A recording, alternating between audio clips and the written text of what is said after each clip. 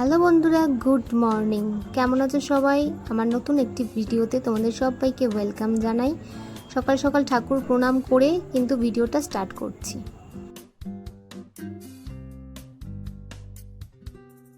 Good morning সবাইকে। এখন অবশ্য 11:30 বাজে, এরপরে দুপুর হয়ে যাবে এবং ভালোই রোদ উঠেছে। তো এখন থেকে ভিডিওটা স্টার্ট করছি।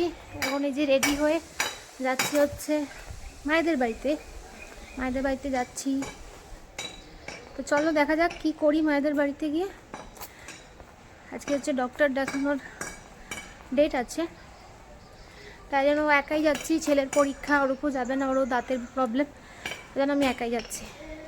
এখন টোটো করে বাস স্ট্যান্ডে যাবো, তারপর বাস ধরবো। তো চলো যাই। বসে পড়েছি এখন টোটোতে। তোমরা জানো যে আমার ওই বাড়িতে যেতে গেলে টোটো বাস এগুলো তো করে যেতেই হয়, তাই জন্য এখন টোটো করে নেমে তার বাসে যাবো। গেছি এখন মায়েদের বাড়িতে, এখন ঢুকছি। বাসে প্রচণ্ড ভিড় ছিল, আমি একদম ভিডিও করতে পারিনি। তো চলো, এখন 12:30 বাজে, এখন ভিতরে যাই। ঢুকে আবার বেরিয়ে গেলাম, দুটো কলা খেলাম, খেয়ে আবার বেরিয়ে গেলাম। এখন যাব ডাক্তার দেখাতে। তো চলো যাই, দেখা যাক কি বলছেন। তো ডাক্তারের কাছে এসে পড়েছি, বসেও আছি। আর আজকে ডাক্তার মানে অনেকটাই লেটে এসছে। আমি জানি না ঠিক কখন কিভাবে আসে এখন, যেহেতু আমি অনেক বছর আগে দেখিয়েছি তাই জন্য। তো তোমাদের কিছু কথা বলি। এখন আমি একটু ডাব খাবো, আমার ভীষণ ডাব খেতে ইচ্ছা করে। তোমরা জানো আমার ডাব ভীষণ ভালো লাগে। ডাব দেখলে, আখের রস দেখলে আমার খেতে ইচ্ছে করে। তো বলে রাখি যে আমি আমার বাড়ির ওখানে যে ডাক্তার দেখিয়েছিলাম, ডাক্তার এমন কিছু কথা বলেছিলেন আমার, আর টেস্ট দেখে, রিপোর্ট দেখে তা সেইগুলো বাড়ির লোকেকে, আমাকে প্রচণ্ড টেনশানে ফেলে দিয়েছিল।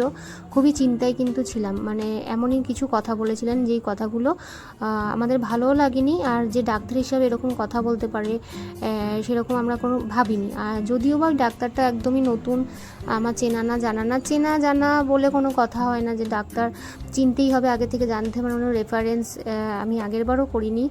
আগে যে আমার ছেলের হয়েছিল ডেলিভারি, যার কাছে, তাকেও আমি চিনতাম না, জানতাম না, কিন্তু তিনি অসম্ভব ভালো ছিলেন।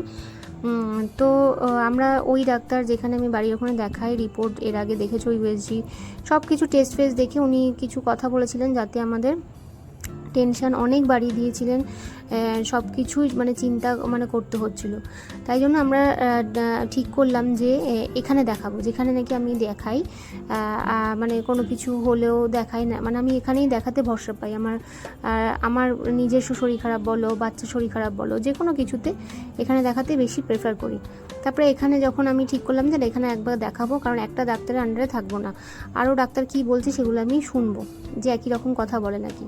তাই জন্য এখানে দেখিয়েছিলাম। এখানকার ডাক্তার আমাকে কিছু টেস্ট দিয়েছিল, সেগুলোর ভিডিও ক্লিপ আমার নেওয়া হয়নি, যেহেতু অনেক টেনশনের মধ্যে ছিলাম। সবসময় ভিডিও করার একটা মুড থাকে না। আর একটা ভালো কিছু হলে তখন ভিডিও করলাম, ঠিক আছে, কিন্তু টেনশন হলে যখন ভিডিও করার একদম মুড থাকে না। তো যাই হোক, এখানেও কিছু টেস্ট দিয়েছিল ডাক্তার, আমার সব কিছু শুনে দেখে, আগে রিপোর্ট দেখে, কথা শুনে। তো এখানে এখন ডাক্তার বললেন যে সব কিছু কিন্তু ঠিক আছে।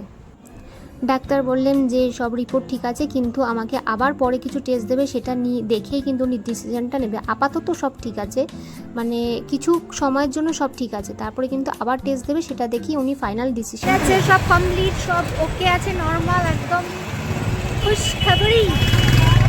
চলো এখন ডাব খাবো। তো আমি এখন বসেছি, ডাবের শ্বাসটা খাবো। তখন যে ডাব খেয়েছিলাম সেই শ্বাস বাড়ি নিয়েছিলাম, শ্বাসটা এখন খাবো। তো ডাক্তারের কথা শুনে অনেকটা টেনশন ফ্রি হলাম, অনেকটা খুশি হয়ে গেলাম। কিন্তু খুশি হলাম কিছু সময়ের জন্য, সাময়িকের জন্য। পরে যখন পুরোপুরি ফাইনালি উনি কিছু জানাবেন, তখনই কিন্তু মানে পুরোটা টেনশনটা যাবে। আপাতত ডাক্তার আমাকে একদম রিল্যাক্সে থাকতে বলেছে, টেনশন করতে না বলেছে। ডাক্তার যদি এরকম হয় না, যদি ভরসা দেয়, তাহলে ভীষণ ভালো লাগে, কি তাই না? আর দেখো, ডাব খেতে খেতে তোমাদের দেখাচ্ছি, সূর্য এখানে ওর ওয়ালে নাম লিখে রেখেছে, ওর দিদার বাড়ি নাম, আর আমার নাম্বারটা দিয়ে রেখেছে, মানে ওর নাম আর তাছাড়া আমার নাম্বার। তারপরে এটা ওটা দাগিয়ে রেখেছে, এই করে রেখেছে, মানে ওয়ালে ওর স্মৃতি, মানে এরকম বলতে পারো। তো এটাই তোমাদের একটু শেয়ার করলাম, যে আজকের মনটা অনেকটাই খুশি। এতদিন মানে অনেকটা টেনশনে ছিলাম, আপাতত খুশি। আবার দেখা যাক পরে টেস্টের রিপোর্ট দেখে ডাক্তার কী বলেন, সবই তোমাদের সাথে শেয়ার করব। যখন যেরকম ভিডিও ক্লিপ নিতে পারবো সেগুলো তো অবশ্যই শেয়ার করবো, দেখা যাক কতটা নিতে পারি। তো তোমরা পাশে থেকো আমার পাশে, তাহলে একটুখানি বেশি খুশি হবো।